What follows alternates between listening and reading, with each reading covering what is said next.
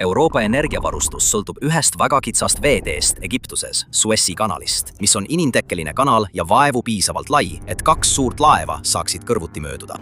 Enamik Lähis-Ida naftast ja veeldatud maagaasist liigub endiselt otseteed mööda otse Vahemere sadamatesse, mis varustavad kogu mandrit energiaga. 2025. aasta esimesel poolel liikus kanali kaudu iga päev ligi 5 miljonit barrelit naftat. Sellest piisab, et katta Saksamaa ja Prantsusmaa ühine energiavajadus, muutes kanali elutähtsaks varustusteeks pärast seda, kui Euroopa lõpetas Vene torugaasi kasutamise. Kui Punase mere pinged sundisid laevu ümber Aafrika lõunatippu minema, lisades igale reisile tuhandeid kilomeetreid, pikenesid transiidiajad 2 nädala võrra ning kütusekulud tõusid järsult, tõugates Euroopa energiahinnad peaaegu üleöö kõrgemale.